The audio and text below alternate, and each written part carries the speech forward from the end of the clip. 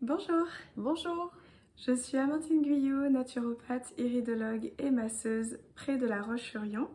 Et je suis Ségolène Audrin, psychosomatothérapeute, praticienne en Shinetsang. J'enseigne le Qigong, le Tantra, le Shinetsang et le Sanziplan. Bienvenue sur notre chaîne YouTube Accompagnement Naturel. Nous avons eu l'occasion d'élaborer plusieurs vidéos qui parlent de différents thèmes, autant de la symptothermie que de soutenir sa vitalité en période hivernale, le burn-out. En fait, n'hésitez pas à aller faire un tour pour découvrir nos différentes thématiques. Et aujourd'hui, on se retrouve pour une nouvelle thématique qui est comment soutenir la détox en période printanière. Exactement. Donc effectivement, cette vidéo fait suite à notre précédente vidéo où on parlait de soutenir sa vitalité en période hivernale. Donc on suit un peu le cours des saisons, le cours des lois de la nature pour évoquer aujourd'hui la détox printanière. Donc la notion de soutien est importante pour nous dans le sens où il s'agit vraiment d'aider le corps dans sa globalité et non pas de l'assister ou de le forcer en quoi que ce soit. Voilà, on est vraiment dans une posture d'aider le corps à faire de lui-même en autonomie, lui laisser l'espace de faire, mais pas venir faire à la place d'eux, d'assister et ni même de ne pas respecter sa physiologie. Et ce qui peut être intéressant, c'est déjà de définir qu'est-ce qu'on entend par détox, parce qu'il y a plusieurs thèmes qui évoquent le thème de la détoxification, détoxination, détoxication, Voilà. ces différents thèmes qui évoquent finalement subtilement des choses différentes aussi. Voilà, donc on parle de détoxification globale de l'organisme, qui est vraiment le terme générique. Voilà. Et de façon plus spécifique, et tu es la spécialiste. Alors on va plus parler de toxique, de détoxication, quand on parle d'éléments qui viennent de l'extérieur, qu'on appelle aussi éléments exogènes, qui sont des toxiques liés à l'environnement ou aux médicaments, les métaux lourds, tout ce qui est en lien avec notre environnement. Et on va retrouver plus dans le terme toxine des choses qu'on va générer nous-mêmes de par notre propre fonctionnement. Donc on va aussi appeler ces toxines des toxines endogènes liées à notre fonctionnement cellulaire, métabolique, digestif. C'est ce qui différencie la différence entre toxique et toxine. Et puis pour ce qui est de la saisonnalité, on s'appuie sur notre calendrier occidental pour définir le début du printemps qui approche, et sur le calendrier énergétique chinoise qui, lui, se base vraiment sur le cycle solilunaire, donc avec une date qui va pouvoir s'ajuster d'une année sur l'autre. En l'occurrence, cette année, le printemps, d'un point de vue énergétique, a démarré avec le nouvel an chinois, le 10 février, et ce nouvel an chinois vient se placer sur la deuxième nouvelle lune après le solstice d'hiver, avec une apogée de l'énergie du printemps, avec l'équinoxe de printemps. Qui arrive tout bientôt. Voilà, exactement. Et dans cette énergie du printemps, donc on a pu évoquer dans notre précédente vidéo comment se situait l'énergie et comment on pouvait la soutenir, notamment cette vitalité en période hivernale. Donc je vous invite à aller regarder déjà cette vidéo en préambule. Mais là, on va plutôt évoquer comment circule l'énergie à l'arrivée du printemps et toute la saison printanière. Et il s'avère que l'énergie du printemps, on dit que c'est une énergie qui est jaillissante, qui rejaillit de la source. Et d'ailleurs, on peut le constater encore une fois en observant la nature, ne serait-ce que de voir le bourgeonnement, la sève qui remonte, la nature qui se réveille. Eh bien, c'est aussi un peu ça qui se passe dans notre corps. Quand le printemps arrive, il y a quelque chose qui est rejailli, la vitalité qui revient et un groupe d'organes en particulier qui va se réveiller. Et en médecine traditionnelle chinoise, on dit que l'énergie transite vers le foie et la vésicule biliaire en cette période-là. Voilà, c'est cette paire d'organes, hein, ce duo, qui va être particulièrement sollicité effectivement en cette période et qui va possiblement se manifester en cas de déséquilibre, ou bien avoir besoin d'un soutien spécifique à ce moment-là, ou encore être en force quand c'est le cas, plus particulièrement à cette période. C'est plus facile de se sentir en force quand on a aussi respecté son terrain en période hivernale et respecté son foie, qui est quand même un grand hibernateur en hiver. Je le compare souvent à un ours qui hiberne dans sa grotte. C'est ça. Et ça se respecte. Et du coup, à l'arrivée du printemps, eh bien, il va y avoir ce réveil du foie avec parfois tout un tas de manifestations qui rejoint souvent cet élan qu'on a de ménage du printemps. Parce que il y a quelque chose qui se réveille en nous, il y a cet organe privilégié de la détox qui est le foie qui s'éveille. Donc il y a cet élan, je pense, plus global qui vient nous animer d'avoir envie de se nettoyer, d'avoir envie de se purifier. De s'alléger, de faire de la place en fait. Et c'est vrai que le foie est assez maître dans ce domaine-là. D'ailleurs, c'est un organe qui prend déjà beaucoup de place dans le corps. C'est quand même un organe qui fait 30 cm de large, qui pèse 1,5 kg, qui a vraiment une vraie présence physiquement. Et qui se situe au niveau, sous les côtes à droite, à dépasser jusqu'au niveau du plexus, en direction de l'estomac. Moi, je dis souvent que le foie est beaucoup plus haut que ce qu'on pense, parce qu'il est très protégé par les côtes. C'est un organe qui est si vital, qui est si important pour notre vie, notre fonctionnement, qu'il est très protégé par les côtes. Et dessous, on va retrouver la vésicule biliaire. Donc, d'un point de vue physiologique, le foie, c'est très difficile de résumer cet organe-là parce qu'il a tellement de fonctions diverses et variées. Il est tellement important pour notre équilibre global. Mais globalement, on peut quand même résumer ses fonctions à une fonction très digestive qui est liée vraiment à sa fabrication de sucre digestif, du bien-être de tout le circuit digestif. En parallèle, on va retrouver le fonctionnement métabolique qui là vient autant chercher la gestion hormonale que la synthèse de vitamines, la synthèse des protéines. Enfin, c'est un sujet qui est extrêmement vaste là aussi. Et on va aussi retrouver une fonction énergétique et psycho-émotionnelle dans le foie et que la médecine traditionnelle chinoise traduit énormément. Voilà, tout à fait, dans le sens fonction énergétique dont tu parles, Amandine, c'est-à-dire que le foie va vraiment distribuer et le sang et l'énergie à chacun des organes, à l'ensemble du système. Et dans l'aspect psycho-émotionnel, en fait, le foie va être le réceptacle de toutes les émotions, celles qui se vivent en interne, mais aussi celles qui peuvent être captées de l'environnement. Les personnes qui ont tendance à faire éponge se reconnaîtront.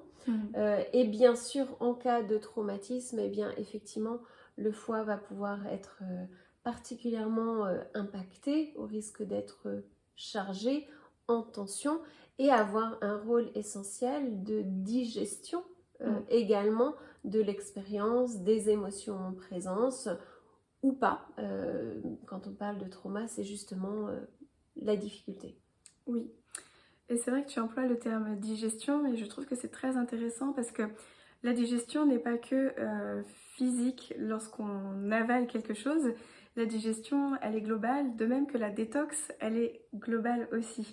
Ce terme qui est souvent galvaudé et résumé au simple fait de se purger ou de se nettoyer au niveau des viscères, mais en fait la détox et la digestion regroupent des plans beaucoup plus larges, beaucoup plus psycho-émotionnels, énergétiques. Et l'enjeu, ça peut être aussi de laisser de l'espace à ça, accompagner et soutenir ça, pour justement désencombrer déjà beaucoup du sujet de la détox avant que ça n'en vienne à être de la congestion physique, de l'encombrement physique, du mal-être digestif, parce qu'il y a déjà beaucoup de travail à faire avant ça. Et c'est vrai que l'une comme l'autre, dans nos accompagnements, on se place vraiment en préventif avant toute chose, et parler de prévention de l'équilibre, de la bonne santé du foie et de la vésicule biliaire, c'est forcément parler de notre hygiène de vie globale. Donc avant de parler de détox, évitons l'intox. C'est un peu notre slogan pour cette vidéo. Donc ça veut dire quoi? Eh bien, ça veut dire manger de façon saine, éviter tout ce qui va pouvoir charger le foie, être lourd en termes de digestion, c'est tout ce qui est gras, notamment les viandes grasses, tout ce qui est friture, qui va être assez indigeste, c'est vraiment supprimer dans la mesure du possible, voire ou limiter tout ce qui est sucre raffiné, tout ce qui est alcool, et puis évidemment éviter tout ce qui est toxique, que ce soit les drogues, que ce soit tout ce qui est traitement allopathique, hormones de synthèse, métaux lourds. C'est vrai qu'on a aujourd'hui des foies qui ont tendance à être fatigués, surmenés, surchargés. C'est très fréquent de retrouver des foies qui sont dans un état de stéatose. Et la stéatose, c'est cette couche de gras qui enveloppe le foie, qui congestionne le foie. Donc le foie gras, mais qui n'est pas du tout bon signe. Voilà. Et qui est un état très précoce d'une éventuelle dégradation vers la cirrhose, qu'à l'époque on n'attribuait qu'aux personnes qui buvaient beaucoup d'alcool, voire qui étaient alcooliques. Mais aujourd'hui, le sucre, on le sait, a les mêmes effets que l'alcool pour le foie. Va provoquer vraiment une forme de fermentation, s'alcooliser dans l'organisme. Donc on peut retrouver un fonctionnement de foie alcoolisé sans boire une goutte d'alcool. C'est assez important et les sucres sont partout aujourd'hui dans notre environnement. Donc comment soutenir la bonne santé du foie et de la vésicule biliaire? Eh bien on va avoir différents outils. Ensemble on va lister tous ces outils qui nous passionnent et qui se complètent les uns aux autres. On a, on pourrait dire, le Chinatsan en préambule. Oui, moi j'aime beaucoup cet outil-là parce qu'on retrouve justement cet accueil et cet espace déjà de ce qui se joue au niveau psycho-émotionnel, au niveau du foie. Ce que le foie peut emmagasiner, peut avoir du mal à processer parce qu'on n'a pas forcément le temps ni l'espace d'aller écouter ce qui se joue à ce niveau-là. Mais c'est vrai que le Chinatsan permet vraiment une belle évacuation, une belle libération psycho-émotionnelle. Donc le Chinatsan qui est ce soin énergétique sous forme de massage, principalement au niveau du ventre, qui va activer cette détox globale et plus particulièrement au moment du printemps, Chinatsan de printemps, eh bien ce soutien au niveau foie vésicule biliaire.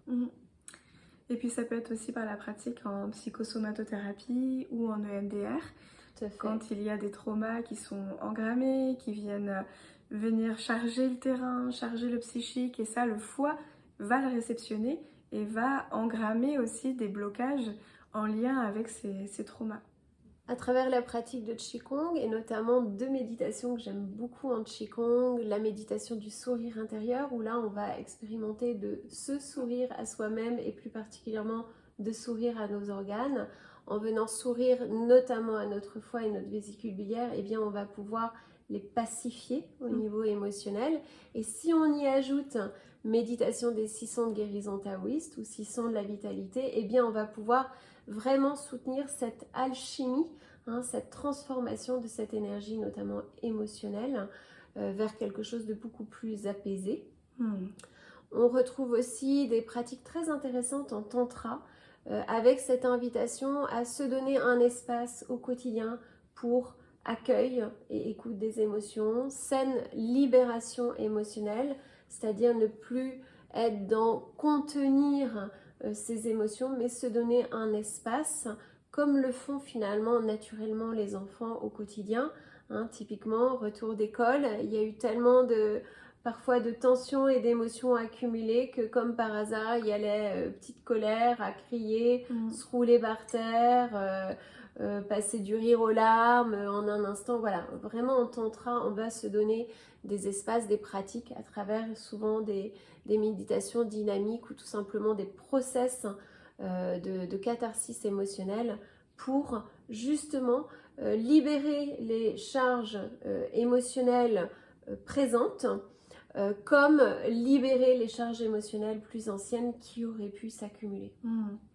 Ce qui est intéressant dans toutes ces pratiques-là, c'est qu'on va amener du mouvement et de la circulation dans les endroits où le choc psycho-émotionnel, la difficulté, le trauma va créer un ralentissement de la circulation, voire un blocage, et voire même un évitement de la zone parfois. Ouais, parfois on peut se retrouver jusqu'à se figer sous l'effet effectivement du choc, du traumatisme.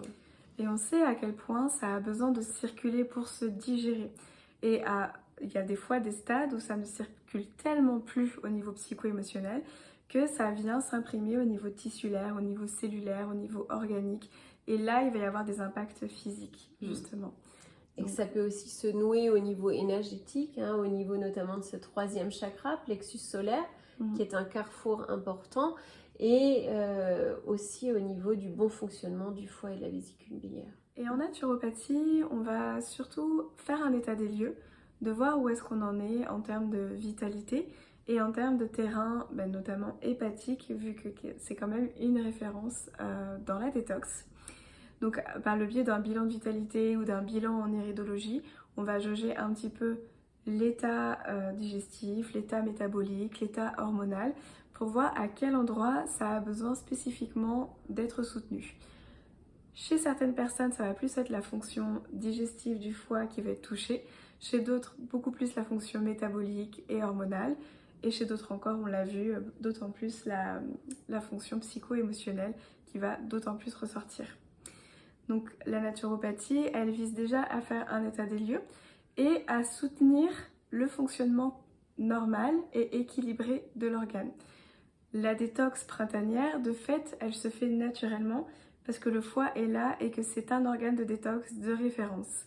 Donc l'idée, c'est déjà d'aider le foie à assurer son fonctionnement normal plutôt que de faire à sa place ou de venir avec des plantes qui vont être très agressives, très frontales, là où le foie a surtout besoin principalement d'être soutenu dans son bon fonctionnement. Dans la continuité de la démarche naturo, on a la symptothermie sans implant, qui est une méthode de contraception naturelle et d'aide à la conception au naturel. Et ce qui va être vraiment intéressant avec cette méthode, au-delà du fait qu'on est dans la connaissance de soi et dans le respect de notre santé, eh bien, c'est qu'on va pouvoir soutenir le déroulement naturel du cycle sans risquer de le charger en hormones de synthèse, puisqu'on va laisser faire notre corps et avoir une lecture du bon équilibre hormonal ou des clés pour intervenir en naturopathie en cas de troubles hormonaux. Ça peut être un sujet avec le Sensiplan qui peut autant venir dans une aide à la conception et rétablir l'équilibre hormonal et voir si le foie a des difficultés dans la détox hormonale par exemple, tout comme ça peut être essentiel en parcours PMA pour les personnes qui doivent prendre des traitements médicamenteux, notamment des stimulants hormonaux, d'aider le foie à gérer cette période-là. On ne va pas tous avoir la même réactivité aux traitements hormonaux, ça dépend aussi encore une fois beaucoup du terrain. Et c'est important de soutenir cette période-là aussi pour éviter l'engorgement du foie, éviter la sursollicitation du foie qui a vraiment besoin de soutien sur cette période-là. Ce qui est important aussi dans tout cet aspect de détox printanière ou de détox tout court, c'est qu'il y a énormément de discours sur ce sujet-là maintenant, avec une vraie incitation à toujours se purifier, toujours se nettoyer, qui parfois peut cacher des comportements excessifs de l'ordre du trouble du comportement alimentaire ou de l'hypercontrôle alimentaire, avec parfois des pratiques qui vont venir dans le sens de se purger énormément, que ce soit pour perdre du poids, que ce soit par la peur d'être intoxiqué d'une manière ou d'une autre, qui fait avoir des comportements qui ne sont pas toujours en corrélation avec les besoins du terrain et les possibilités du terrain.